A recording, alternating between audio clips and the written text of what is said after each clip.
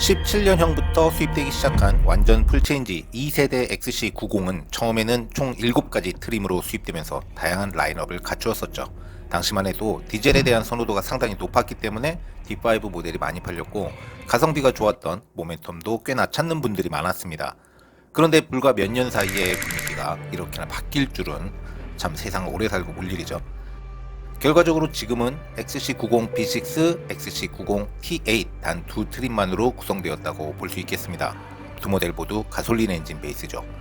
그래서 기준 모델을 17년형 XC90 T6 인스크립션으로 설정하고 23년형 B6 울티메이트까지 총 7년간의 모델 변화를 살펴보겠습니다.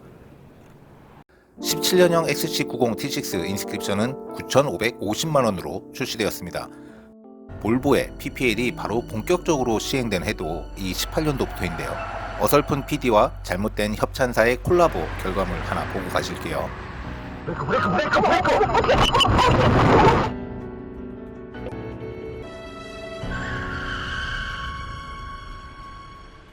즐거운 작업이었습니다. 극장용 돈의 맛도 있었지만 그냥 이건 논외로 하겠습니다.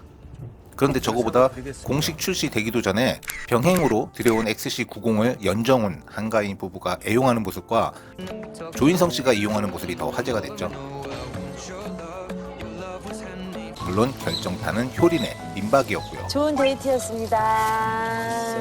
18년형에서도 9,550만원으로 가격의 변동은 없었습니다.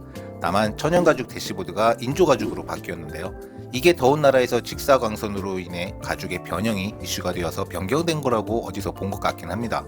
사소한 것이지만 여담으로 시동 노브의 방향이 바뀐 것도 있대고 아직까지도 애니메이션으로만 그 기능이 있다고 알려져 있는 충돌 회피 조향 보조 기능도 이때 업그레이드가 되었습니다.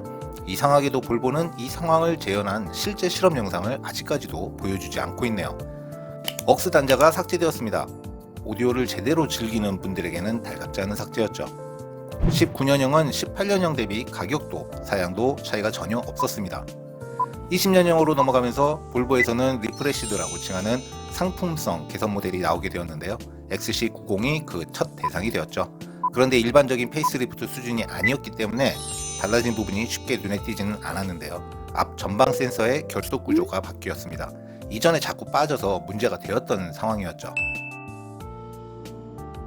휠 디자인도 변경되었는데요. 사이즈도 아닌 디자인이 바뀐 게 무슨 대수냐. 근데 19년형까지 채택했던 XC90 휠은 그 마감 퀄리티가 볼보 전 모델을 통틀어 최악이었기 때문에 제품 변경이 간절히 소망되었던 부분입니다.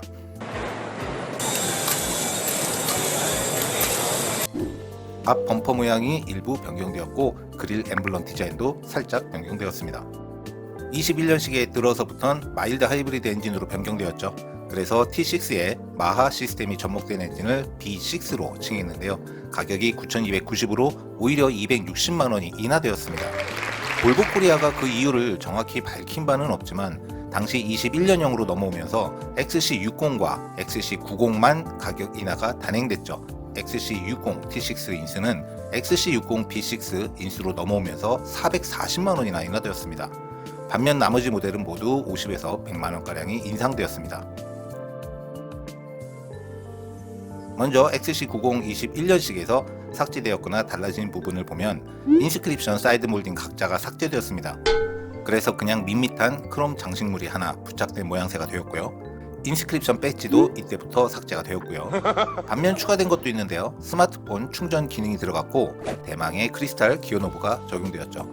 공기청정기 성능이 업그레이드 되면서 OS도 업데이트가 되었습니다. 재즈클럽 청취 모드 기능도 추가됐고 바우어 앤 윌킨스 오디오의 하드웨어도 업그레이드가 되었고요. 체감은 어렵지만 노이즈 캔슬레이션 기능도 추가되었습니다. 2열에 220V와 12V 전원 단자가 삭제된 대신에 USB-C 타입 2개로 변경되었습니다. 그리고 휠도 다시 바뀌면서 21인치로 1인치가 커졌습니다. 그리고 여기에 앞서 다뤘던 다른 볼보 모델처럼 하반기 생산 모델부터 제공되는 키 구성이 바뀌었고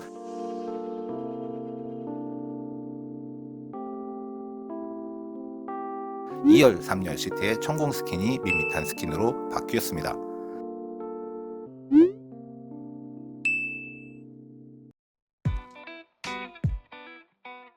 22년형에서는 가격이 9,310만원이 되었습니다. 가장 큰 변경 사항으로는 듀얼 머플러 디자인이 히든 타입으로 바뀌었습니다. 20년형에서 리프레시드 버전 나올 때 바뀌지 않고 2년 지나서 거의 페리급에 준하는 디자인 변경을 한 거죠. 그렇게 영롱하다고 초기 출시 때부터 홍보했던 드라이브 모드 스위치가 삭제되었습니다. 그래서 운전 중 드라이브 모드를 변경하려면 화면을 보면서 터치를 해야 합니다. 헤드램프 워셔가 삭제되었고 히팅 노즐도 삭제되었습니다. 임시 타이어도 더 이상 주지 않습니다. 스탑앤고의 선택적 오프 기능도 더 이상 쓸 수가 없게 되었습니다. 앞져서 헤드레스트 받침이 플라스틱 재질에서 가죽 커버 마감으로 변경되었고 광각 미러를 넣어줬죠. 23년형에서는 9,510만원으로 안드로이드 팀앱이 탑재되면서 가격이 200만원 올랐습니다. 이 정도는 충분히 수긍이 가능한 부분이죠. 다만 기존 센서스가 가지고 있던 장점들도 같이 가져올 수 있었을 텐데 안드로이드로 넘어오면서 적지 않은 기능들이 삭제되거나 사용자의 선택을 묻지 않게끔 획일화된 것이 적지 않은데요. 자동차 회사가 누구를 좀 가르치려고 안 했으면 좋겠어요. 저희가 알아서 이렇게 해주시면 좋을 것 같네요. 그중 XC90에 직접적으로 영향을 준 것이 바로 조수석 수납함 비밀번호식 잠금 기능이 없어졌다는 건데요. 충분히 안드로이드로 가져올 수 있었을 기능인데 왜 뺐는지 이해가 안 되는 부분입니다. 이로써 현재 볼보에서 수납함 잠금 기능을 지원하는 차량은 단 한 대도 없겠습니다. 그리고 볼보 온콜 SOS 기능 추가로 실내 등 조작 패널의 구성이 변경되었습니다.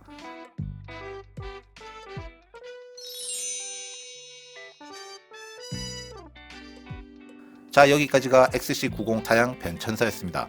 17년도에 9,550만원으로 시작해서 23년형에서 9,510만원으로 가격은 거의 제자리 걸음이라고 할 수 있는데 변화된 내용을 이렇게 보면 하드웨어가 추가된 것은 스마트폰 충전 패드밖에 없고 나머지는 거의 누락이거나 변경만 있었을 뿐입니다.